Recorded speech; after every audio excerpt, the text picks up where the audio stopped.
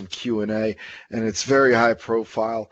And Mr. Powell, obviously, this will be his first speech since the Fed meeting. Not expecting him to move too far off of his current message, but it's something that we're going to need to keep a close eye on. And that is it's on the economic front. Sounds good. All right. So if anyone wants to follow along, we're going to be using that drop-down menu. You go to calendars. It's the fourth one in from your left. First choice is earnings results. And when you click on earnings results, it takes you to our earnings calendar. Automatically loaded in is the companies that reported this morning. We'll just hit the big ones, Gav, if you want, the ones that actually made some significant technical moves and whatnot. And, oh, man, I think What's wrong? My kids just showed up in my yard. I think I forgot to pick them up from school. Hold on. Start going through some of the earnings movers. Yeah, I'll let you go get your Father of the Year award.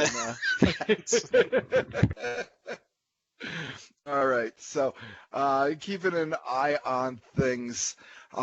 So let's take a look at this morning here, the numbers that we were looking at earlier, and we'll circle back. Canopy growth, nice day today for CGC. Was able to rip up to that 50 psychological level post earnings, and we talked about it this morning.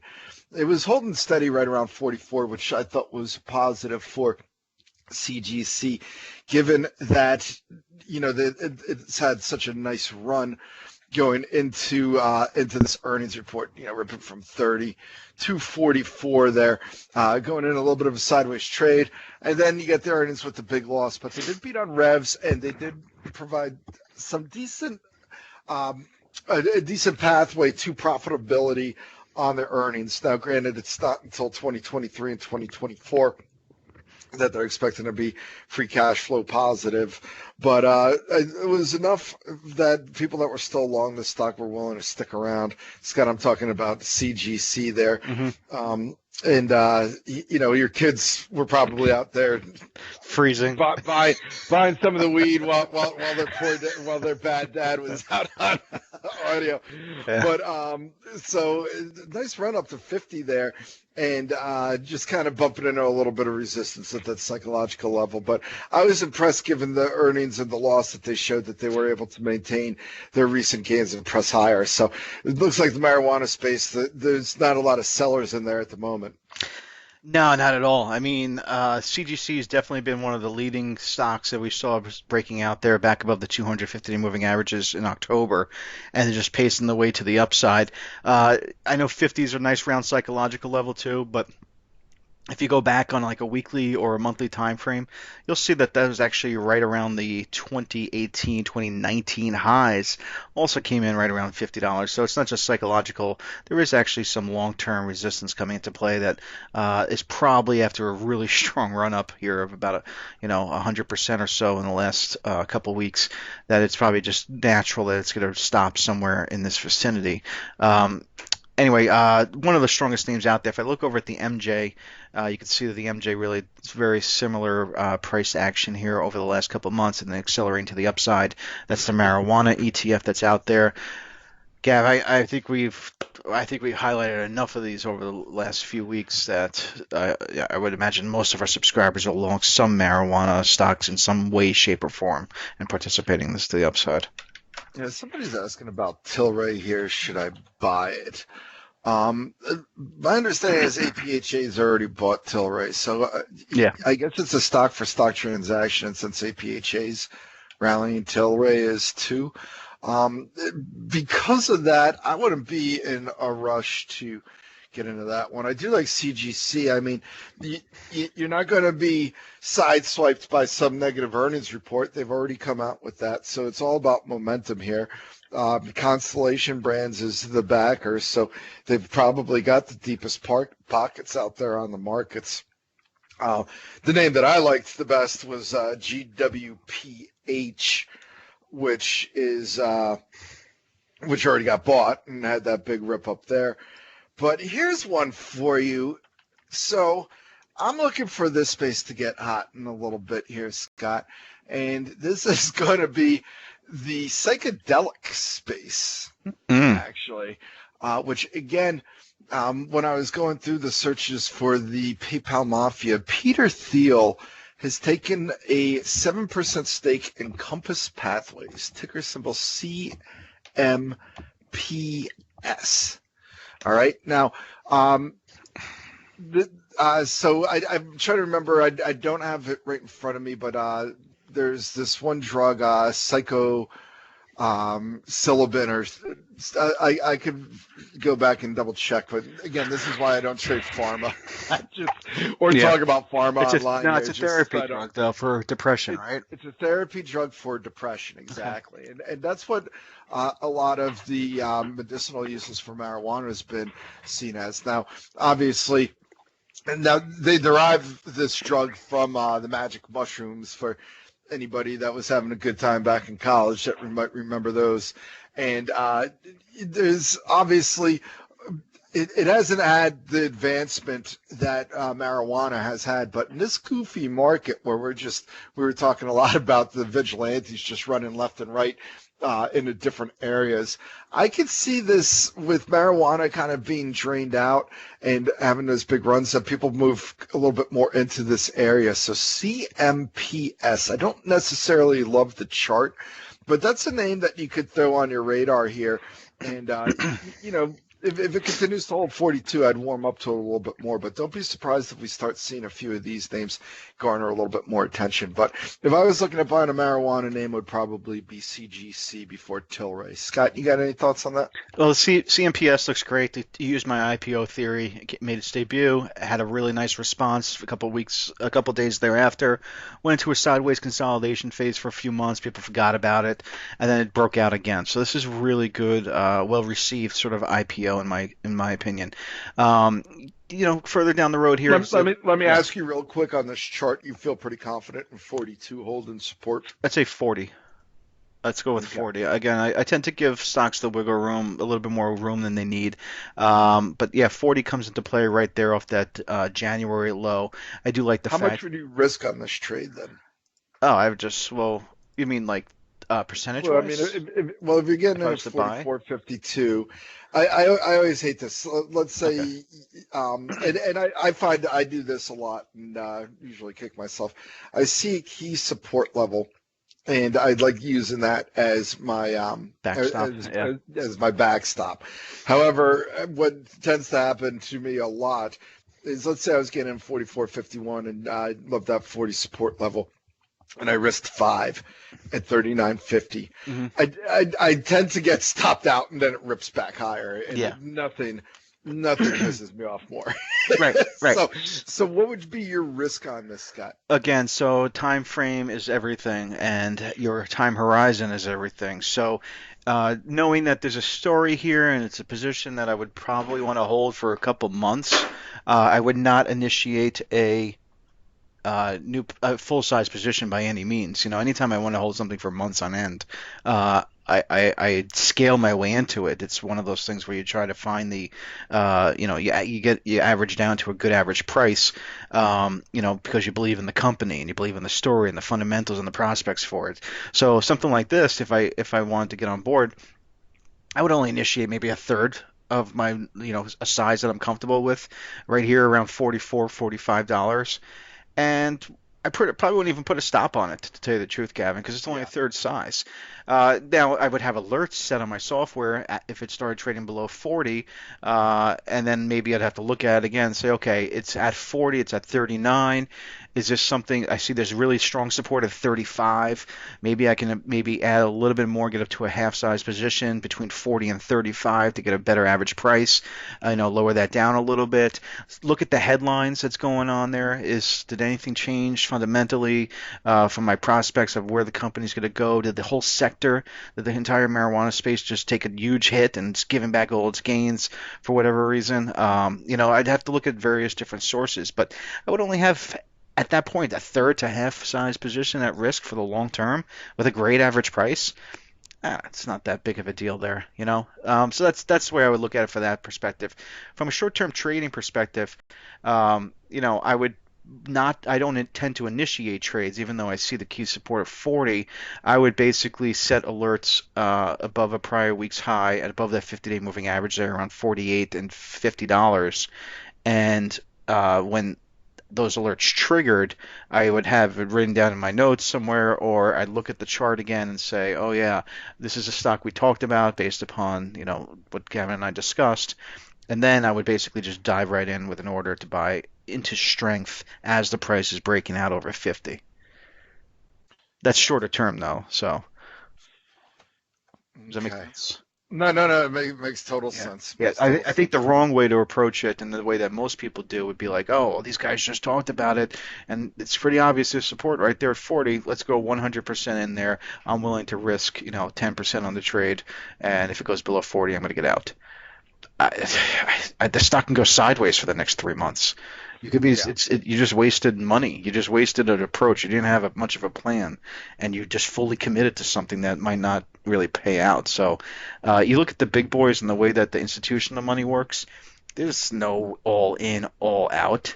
It's scale in, scale out. It always has Right. been. It always has been. If they want to buy 1 million shares, they don't buy it in one day. They buy it over like 2 or 3 weeks, and Yeah, they buy it at they'd 10,000 they'd lots. ruin their own costs. Yeah, exactly, exactly. It's all about scaling and scaling out. And as a short-term traders, differently, obviously we're trying to just take quick hits, here and there. Uh, but if you're just an investor and you like a story and you want to stick with the stock for quarter after quarter, man, I would never commit a 100% full size on those things. I never do. Yeah. Yeah. And just if you do like those type of trauma therapy plays too, remember I'm still in this APTX. We're up about 50% at this point. Pointed this out back in November. This was another PTSD play that has gotten some pretty good trial results. So keep an eye on this one, APTX, if you're interested in those type of plays. Hey, Gav, you just reminded me with that APTX. One of the stocks that I looked at today was APT. They make, I believe that The they make masks. the masks and whatnot, and then also Lakeland. Lakeland, LAKE, which has just been Yeah, they look absolutely great. on fire lately. A Just lot of it has to do with the Biden administration commentary oh, because around. they have to wear double masks, so they have to go Yeah. buy more. Is that why? No, I mean, just forced mask wearing on public trans, things along those lines. Gotcha. I thought at this point. Could look at Etsy too if you're Yeah, well, liking that's the that thing. I play. thought at this point, everyone I know is wearing like designer masks. They're Yeah. wearing like bedazzled masks, and they're logos of sports teams, and or whatever they have, their Gators or whatever they're wearing these days. I didn't realize people were still running out and buying a mass influx of surgical sort of masks. What's ironic to me is that it's actually trading higher than where it was when you would have thought when the pandemic began back a year ago in March. The stock has just been almost doubled from there, and only recently has done that. So I just thought it was odd movement here. Yeah. So Good points. anyway, all right, we digressed a little bit, but anything else out there that jumped out? For me, it was Hanes Brands. I do own this one in my long-term portfolio, HBI. It's just been, I believe I want to say I bought it a couple of years ago. I want to say it was the dividend that really kind of enticed me.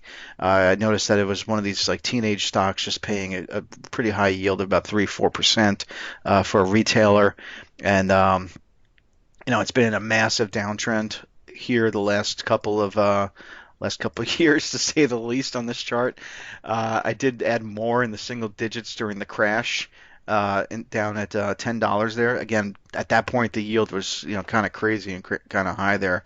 I wasn't sure why everyone was selling off the Hanes underwear stocks. If anything, I thought people be buying more underwear during the toilet paper shortage. So I figured I'd buy some of that there, and it's paid off now. Now we got a broken downtrend on this 5-year broken downtrend line, and stock price is breaking out, getting back up to $20 there. So it's a pretty good name, having in response to earnings there today. So that's my call. It still looks pretty good. I think if you still want to get involved on a broken multi-year downtrend line, just kind of wait for consolidation phase. I like it above $18.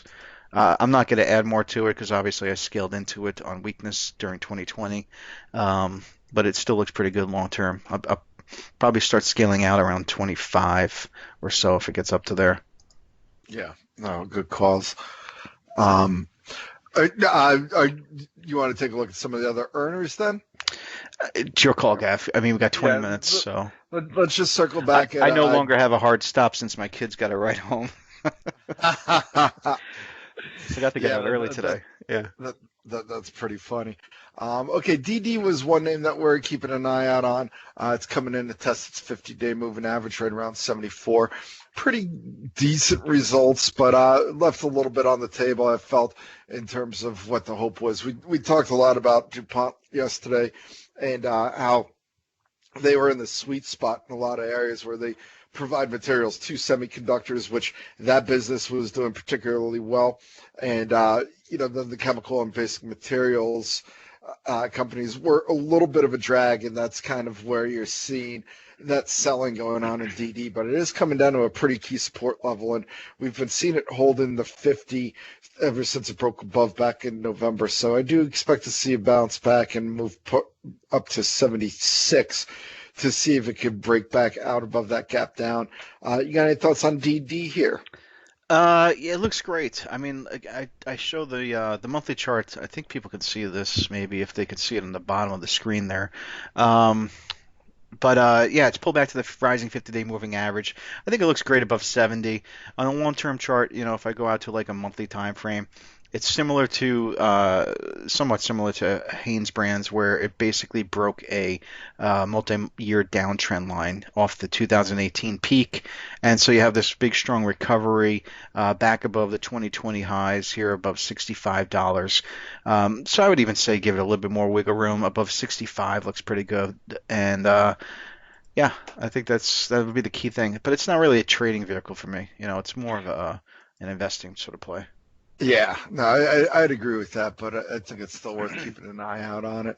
IIVI, this is another name that was attempting to break out. I was talking with Jim about this in the morning. I just didn't want to chase it going into that resistance level up at 95, but it's been able to hold up and chop sideways there. So I like the chances for this one to test 100. Scott, you got any thoughts on IIVI?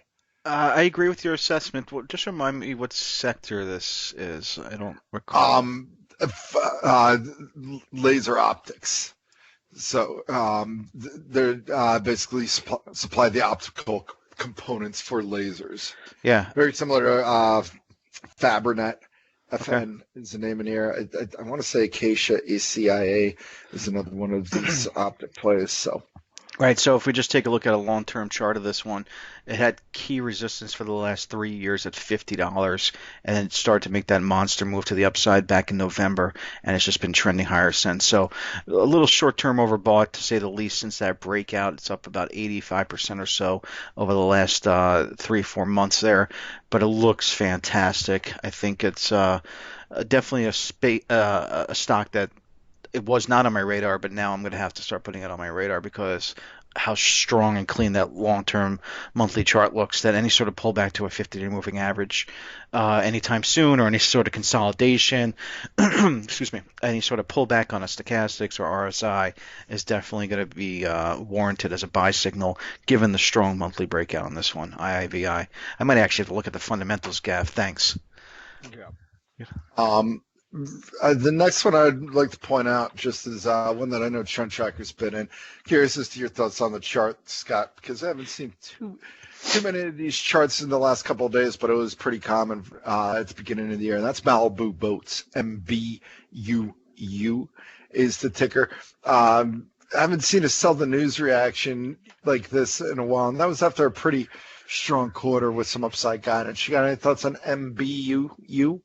Would I be wrong if I guessed if they sold boats? That's what I said. Yes, they sell boats. Yes. All right. Yeah. Uh, no. I mean, it looks pretty good. I mean, long-term uptrends are really strong. Not sure how I personally feel about putting my money in a company that sells boats. I guess it's part of the social distancing, vacationing pandemic. Yeah, exactly. I mean, you got, income inequality. So yeah, I mean, think of all the people that made money on GameStop running out to go buy themselves a boat. Yeah, boats are a lot of maintenance, man. My dad told me years ago, he's like, "Don't ever buy a boat. Just find a friend that has one." But my cousin owns one, and he always tells the Yeah, joke. I guess the two best days for a boat owner are the day you buy it and the day you sell it. exactly. Yeah, my dad's the same thing. He's like, offer to buy the food, offer to buy the beer, go out fishing. Don't buy a boat, you know. That one also reminds me of the T-shirt he has that he always wears whenever he's captaining, it says, "My boat doesn't run on thank yous," which I Nice. thought was pretty funny. That's a good one.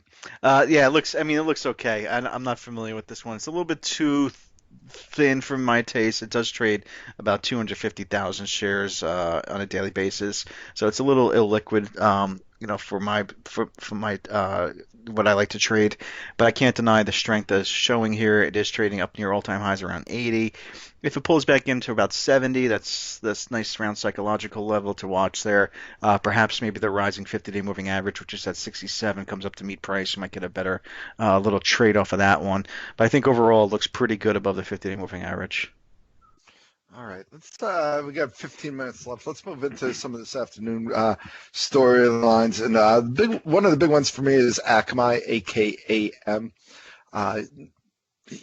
They've tended to underperform around earnings the last couple of the last couple earnings reports. You can see that break below the 200 back on October 27 there as an example, and then in late July, some of that selling was following a rather disappointing Q2 numbers. So I guess you want to keep that in mind. But we see the stock rallying from 113 to 118 so far this week, and in anticipation of some good numbers, 120 being the big level that it's going to have to get through.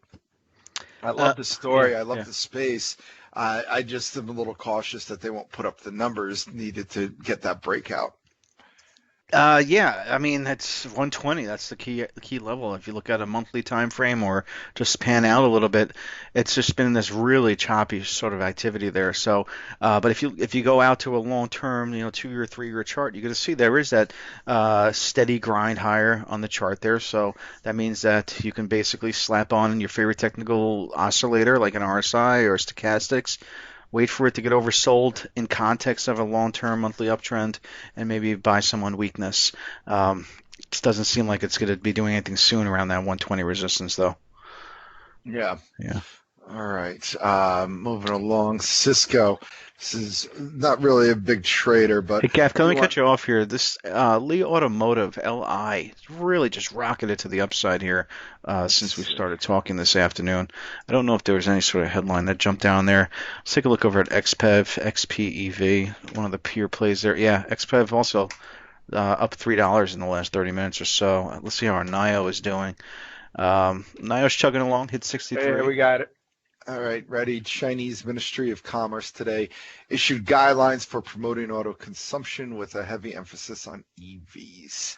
There you go. Includes government incentives, tilting plate quotas towards new energy vehicles, and removal of purchase restrictions. So this is all the reason why I got involved with NEO at $5. I mean, you see the stories about China and how legendary their smog is and everything. They had no choice but to go this route. And then when you saw it involved in the long-term plan by Xi Jinping and the Communist Party, you just knew that it was going to be a big gainer. And here we go. So Cool. yeah, looks great. You still in Neo long right now? Oh yeah, for sure. I mean, it looks. Yeah. I've talked about this chart for 3 weeks now, I think, or off that 55 support area. Finally capitalizing on the breakout today. Yeah. So great move in Neo there. So we'll continue to keep an eye out on those names. Cisco, as I was saying, January end date. So that's important. The chart actually looks pretty good as it's trying to break out of that downward trend line. It's over the 50 and the 200 days, Scott. So curious to see how this one reacts to earnings. Like we've been saying, yesterday's move is probably the biggest move you'll see in Cisco if you were to follow it for 5 years. So I'm not sure how much upside's left, but definitely that break of the trend line helped, and some anticipation for some better earnings, it would look like. That's what it looks like, and this seems to be a theme going on here, Gav, where I'm showing the monthly charts on some of these stocks in there. They've been in like 2 or 3 year downtrends, and then now they're starting to break those downtrend lines and get back up over their 2020 highs finally. So they seem to be somewhat of a laggard performers where you see money rotating into. But it's still pretty strong in constructive behavior in context of the bigger market. You do have Cisco just coming up towards that 50 psychological level, which is right around the early 2020 highs, late 2019 highs. So that would be a little bit of a slowdown there for that name, I would suspect. But overall, I mean, there is that potential that it's turning a corner after 2 years of underperformance. So, yeah, this could be worthwhile. Yeah, Cisco and OTC stocks, right, Scott? Yeah, right. So moving along, Crown's going to be out, CCK. Just kind of keeping an eye out. It's obviously had a pretty nice run here with the packaging. Rejected at 100, but coming in back into some support levels here at that 90 level, Scott. So you like this? Not particularly. I mean, obviously, I don't like it when the 20-day crosses below the 50-day moving averages, and now you have all this resistance up here in 95. So it's definitely, it doesn't mean it can't have a good report and gap up, but it's still going to contend with a lot of about 2 or 3 months resistance, unless it has a significant size gap, say to new highs over 101 or something like that. But this is a little bit of a concern. The last few weeks it is lagging the broader market strength. It does have decent support back here around 85, so if it was to drop about 8% or so, 85 would possibly be the line in the sand. Things could get a little hairier below 85, could get down to 80 around the 200-day moving average, which definitely looks like a much key long-term support level for the stock there. But I'd be a little cautious because if it gets down to the 200-day moving average, that's going to be about 15% loss, and you're going to be taking out almost 3 to 4 months worth of bag holders in that stock. And usually when you get beyond 10%, 15% losses in stocks, you tend to see big money unload their portfolios or reduce their share size as opposed to adding to their positions. Especially when you disrupt, multi-month uptrends and everything else going on there. So I'd be a little cautious overall.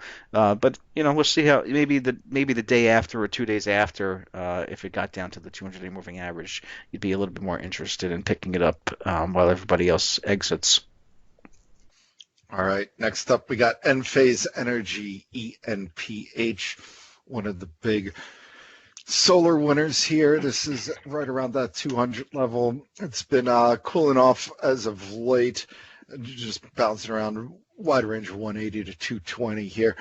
Big runs. I mean, this was trading at to start off 2020 around the $30 range. So obviously up about 600% since those days. It's been posting some really good numbers, but obviously there's going to be some pretty high expectations around this upcoming report. It's going to be tough for them to live up to that, but we could be looking at something similar to CGC, where people are well aware that the numbers might not match the stock move and are willing to continue to stick around for it. So I'm real curious to see how Enphase is going to perform this afternoon. Didn't you buy this one back at like $40, $20, Gav? You used to be in this one, right? I've had it at $3. It ran geez. to $9, and I thought I was a genius. Sorry to bring back that memory. Yeah, this is a painful one. This one said G. Yeah. As you know, I follow the solar space a lot. Yeah. So Yeah. I was on these. I was just a little bit early in my exit. Yeah. That's why you need those Understate. Yeah, I mean, and that's why when I discussed earlier when I was trying to teach about my swing trading, I tend to hold on to odd lots more than most people do. I think I don't know if that's a common practice or not, but when I have a winner on my hands and I've taken out those two partial profits, that third partial profit, I'm getting down, and fourth, I'm whittling down, and then by the time I get to that phase, I'm pretty much just getting down into odd lot territory, and it's just by that point, I really don't care what happens. But interestingly enough, I have a lot of positions with little odd lots that go up a lot, and they turn into pretty handy winners over the course of a couple of months and quarters. So, uh, I learned my lesson from years ago. I bought Amazon at $18 in 2003. When it was down at that level, it was either 2002 or 2003, and sold it all out just like you around after 100% gain. All 100% of my position. I should have held on to just one lot, and it would have been worth $3,000 today. But you know, anyway, end phase, like you said, it's one of the strongest solo names out there. There's no denying it. It looks great. It's got some recent support there with the rising 50-day moving average around 175, 180 vicinity. That's going to be your line in the sand going forward. Otherwise, you're looking for a retest of the highs around 220. Right, Gav? Sorry, you might have your mute on. Yeah, yeah. Okay. No, just while you were talking here, I was just going into the archives and looking at my comments from September 28th of 2016. Oh, jeez. Sell it all. Sell it all. It's never going to go up. Yeah, right. So anyway, Yeah. it is what it is.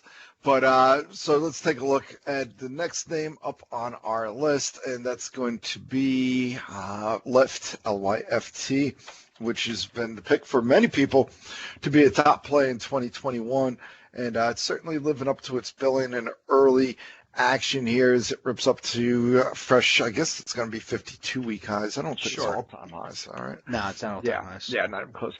But it speaks to that monthly chart that you've been talking about, Scott, where I know LYFT doesn't have the same runway as some of the other names that you just discussed, but definitely breaking out of long-term trends, downward trends. Yeah, and that's a really key component there. So yeah, breaking out since November, a little bit of a pullback consolidation last month, and now you're breaking out over $50, which looks like it's the same resistance level from late 2019, 2020, early 2020 area. It looks pretty good. I believe Trend Tracker also mentioned that this is one of his top picks in our strategy meeting that we had this afternoon. So he likes this name a lot. Technically, I'm leaning more towards Uber, and if I show the monthly chart of Uber here, I am a sucker for strong trends, for leading names breaking out to all-time new highs. So I'm more of an Uber fan when it comes to the technicals on the chart here, as I feel like it's leading the way higher. But LYFT clearly coming up the rear, so it looks pretty good so far. Well, before Scott gives away the entire Wednesday program, we'll move on. Uber is out tomorrow, if anybody's wondering. Twitter, all-time highs going into tonight's print. Expectations for a strong advertising number following results at Facebook and Google. Any thoughts on Twitter? Don't really trade this one too frequently. I do recall that many of us were just pounding the table when it was under $20 in 2016, 2017, saying that this is a must own. It was consolidating off $15 for 2 years. And then the breakout started in 2018, and we just rode that momentum really strong to the upside. Since then, it's really been just a chop fest, and I just really haven't been, really using it as a trading vehicle by any means. Here it is, breaking out to multi-year highs, not yet all-time highs. It looks like that's going to come into play around $75, 70, 75. Path of least resistance is to the upside. On a monthly time frame, it looks like 55 is your key support level. So I would say as long as it stays above 55 in response to earnings, you're looking good. If it starts to give it up and starts trading back below 50, that's a psychological level. Under 50, you could be looking at some more aggressive corrective movement to the downside.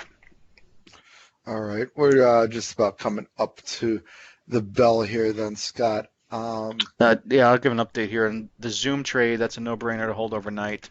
Recently traded over 430, so we have a 15-point gain in that one at least. So that's, like I said, a no-brainer. Should be holding some Zoom overnight. I'm still going to hold plug, PLUG. It's still in positive territory. Doesn't look horrible at this point, and I still like the price action overall in some of those other alternative energy stocks, but it is what it is. And I think that's about it for those updates for now. All right, and as you could hear, the bell and the dog are barking. So, Yeah. let's see, we'll keep. I'll stick around for a little while here, see what goes on with some of these earnings.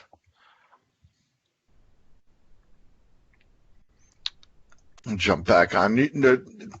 Then popping out here at the bell should be about 2 minutes in. Yeah, I think the other one we mentioned maybe was Yelp, YELP. Yeah. That one has been moving to the upside as well, fresh 52-week highs. Just kind of riding that wave above a rising 50-day moving average, recently breaking out. So you got a nice pre-earnings pop in YELP. 40 looks like a nice round psychological level. So that might put the brakes on it. It comes into the 2019 highs are also right around that $40 to $41 resistance area. So I'd be a little cautious about chasing Yelp AKAM is out here, Scott. Not to at the interrupt. $40 mark. So it'd have to significantly gap higher and start squeezing. Akamai, let's see. Let's see. Not much reaction. Look, pulling up. We got revs of 846 million, up 10% year over year. It's a slight beat of 829 million expected. EPS looks like a 10-cent beat at $1.33 on a non-GAAP basis. Actually, a 2-cent beat is what I'm seeing here on a non-GAAP basis. This is the Q4 results, obviously. It's also providing some FY20 numbers.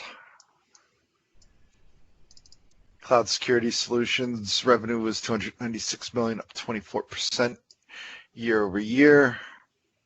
Let's see if we could. This is better than the expected 286 million, so a beat there. Scott, you've been talking about the 3D printers there, seeing X1 coming out with the secondary, and this is what I was talking about earlier. It's amazing the amount of secondaries that you're seeing, and all this other, the SPACs, a lot of IPOs, and the market's able to digest all of it. It's just amazing to me. It is pretty impressive. Triple D looks like it's selling off a little bit in response to that. Let's take a look at SSYS. Here's the rule of thumb. If you see a stock that's run more than 30%, that's kind of got questionable fundamentals, just assume they are going to do a secondary. Secondary. And a low float, Yeah, and a low float. Real quick on Akamai too, just keep this in mind. They do guide on their call. So, again, not much of a reaction there.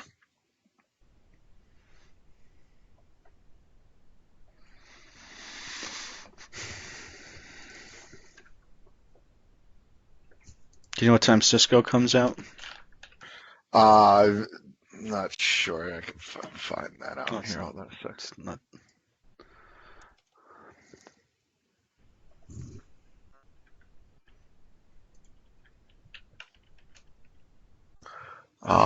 They tend to report. I want to say they're 5 after name, but hold on. Let me see.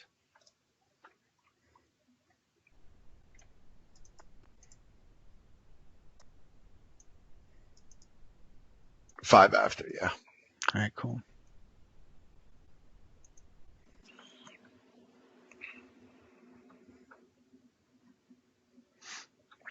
There's a couple of feedbacks asking about proper position sizing.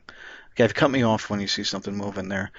But I believe we did a video way back a couple of years ago that we put on our YouTube channel. It's Briefing TV is the channel, Briefing TV on the YouTube channel. I'd have to go back and find it on those archives there because we've obviously posted stuff since then. But I believe it was like 3 of us talked about position sizing from a investing long-term sort of horizon, a intermediate, sort of time frame, as well as a shorter-term one. I'll have to go back and see if I could find the video, and then I'll provide the link on the site sometime tomorrow. I'll just kind of reiterate the points here there. comes the 5 after rush, Scott. Okay. We got Yelp out. I'll take a quick look at that. Keep an eye out on Urban too. Looks like they're providing some guidance here. Let's take a quick look at URBN. Akamai getting hit a little bit here. Like I said, this is typical for them. That's perfect though. It gives us an opportunity to get in here. Twitter's out too. All right, this Urban total company sales 1.08 billion. A little light on Urban sales. Moving on to Twitter. There's a big rush coming on here, Scott. ENPH is out too. Twitter, Cisco, they're all out at the moment. Jazz is out as well. They just bought GWPH, of course. So looking at Twitter, sell the news reaction here. It drops from 60 to 57. Looks like revs were 1.29 billion, better than the 1.18 billion expected. EPS, let's see, 27 cents. Looks like maybe a 4-cent miss on EPS. That's net income. Not 100% sure that is the comp, so we'll keep an eye out for the from the team on that one. Advertising, 1.15 billion, up 31% year over year. Not sure offhand what the Google and Facebook comps are, but I want to say that's right in the middle of the range. I feel like Facebook was 34% and Google is 28%, but I don't hold me to that number. Average daily active users, 192 million. Let me see if there was a comp compared to 152 million in the previous year and 187 million in the previous quarter. It looks like good year-over-year numbers, but I'm just looking to see if there was expectations around that.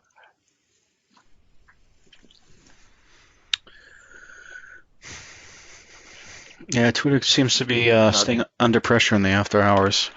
Yeah, it looks more like sell the news.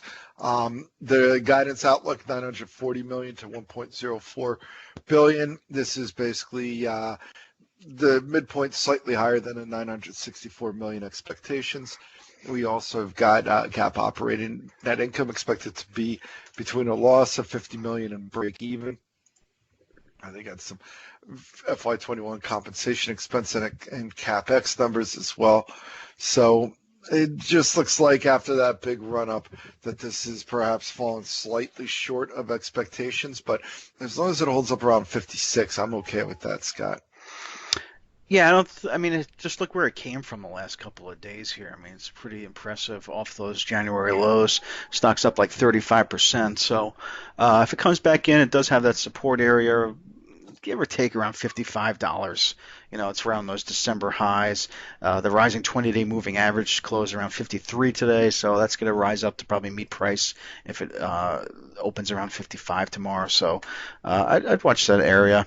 Again, after hours trading, I'm not really keen on, but if it does pull back in tomorrow morning, I'd watch that. Cisco looks like it's traded down just over $1 or so. It's currently in the low 47s. Again, another one that had a really strong pre-earnings pop the last 3-4 days, breaking out over 46. So as long as it maintains that strength above 46, it should be okay. Not going to see anything too disruptive in context of that strong trend that it has in play there. It's got keeping an eye on ENPH here. They beat on revs, 264 million against the 254 million expectations. EPS, a 10-cent beat of 50 cents versus actually 11-cent beat, 51 cents on a non-GAAP basis compared to the 40-cent consensus. Let's see if they got an outlook for us here. Q1 outlook. Revs 280 to 300 million. It says it doesn't include safe harbor shipments. I'm not 100% sure what that's in reference to be honest, but it is well above the 258 million expectations. GAAP gross margins to be about 37 to 40%. Gross margin this time around was 40.2 on a non-GAAP basis, so a little bit lighter on the gross margins, or actually 38 to 41% on non-GAAP gross margin outlook. So that kind of runs in line. Midpoint a little bit light, but things look pretty good at end phase. Nice beat, nice raise. Definitely strong guidance for Q1, and that's going to be appreciated. Keeping an eye out on SEDG, its nearest competitor, of course. Very light volume, but it does look like it's trying to creep higher. That is SEDG. Yeah, Right. okay. Yeah. I'll move on. You can comment. I'm going to take a quick look at Yelp next, Scott. Yeah, end phase. I was just going to highlight the fact that obviously 220 is the all-time highs for this stock from January, and not up there yet. It's around 212, 215. It's jumping around there, but it is holding on to those gains there. A little bit of a stutter step at the resistance level from early Jan on an intraday basis between 210 and 215, but it does look like it's trying to push its way through there. If it clears 215s, it could be making a move up towards the all-time highs at 220, 222. So good stuff there. As for Yelp, YELP? 233 million revs against the 228 million expectations. Small beat there. EPS looks like it's coming in about 27 cents. I see that as a 5-cent miss. Not sure if there's any one-time items in there that I'm missing, but looks like a small bottom line miss. They're saying they expect to return to sustainable growth in 2021. Not the most exciting report you're ever going to see, but a small beat. Looks like LYFT's out too here, Scott. Mm-hmm. Yeah, Yelp doesn't have much action in it at all. Not a lot going on. LYFT, a little bit of a push to the upside there for LYFT. Yeah, reported revs of 569 million against 560 million expectations. This is down 44% year over year. Obviously, COVID impact coming into play there. But it is up 14% from the prior quarter sequentially. So the recovery trends seen in Q3 continued in Q4, but demand in the latter part of Q4 was negatively affected by the surge of COVID cases, reintroduction of restricted measures. No surprise there. Speaking of Uber and Lyft, Scott, did you see that here in Chicago they are in the phase 1 area for getting vaccines? So people are signing up to be Uber drivers. Oh my gosh! And, really? and not actually doing any of the driving, just going in and saying, "Yeah, I work for Uber. I'm a driver here," and getting their vaccine. I kind of found that to be interesting. It is, especially since I know first responders in the healthcare industry that have still not gotten their vaccines. So, right. Yeah, it's a little the distribution. I think the government, sent all the doses to the states, but the distribution among the states, I'm not really sure if they have any plan or if it's, I don't know. Depends on what state you're in, I guess. But yeah. All right. Let's see. That adjusted net loss in Q4. The total net loss is 448 million. This compares to 356 million loss in Q4. 138 million of that is due to stock-based compensation and related payroll tax expenses, and 127 million related to changes to the liabilities for insurance required by regulatory agencies. Net loss margin for Q4 was 80.4% compared to 35% in the prior year. So still bleeding a lot of money. Adjusted EBITDA loss was 150 million, an increase of 19.3 million from the prior year. So they're still burning through cash, but they did report 2.3 billion of unrestricted cash equivalents, and short-term investments. Mm-hmm. So still some issues there, but stock holding up relatively well. So we'll keep an eye out on that moving forward. And obviously it's going to set the tone for Uber tomorrow too. So let's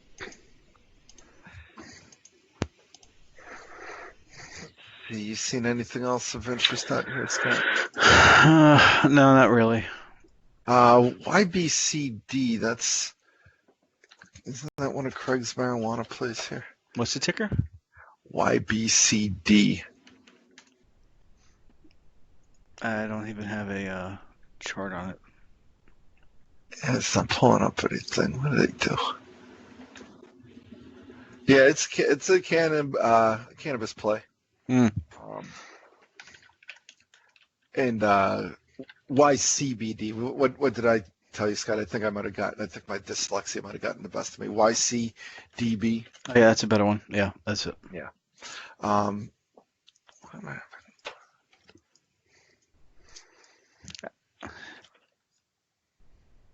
right, there we go. Seeing a little bit of a sell-off here. I don't have comps for this one, so just watching this play out. Mm-hmm. All right. I think that's about it for me, Gav. How about you? Yeah. I'll be circling back around with comments on all these here shortly. So if there's any names out there that we didn't touch upon that you'd like to see discussed, please let us know. But I think we're going to shut down the audio portion of this for now. Mm-hmm. Cool. And all right. I'll be in touch with you tomorrow morning. Okay, sounds good, Scott. Right. Everyone have a great night. Bye. Yeah, you too.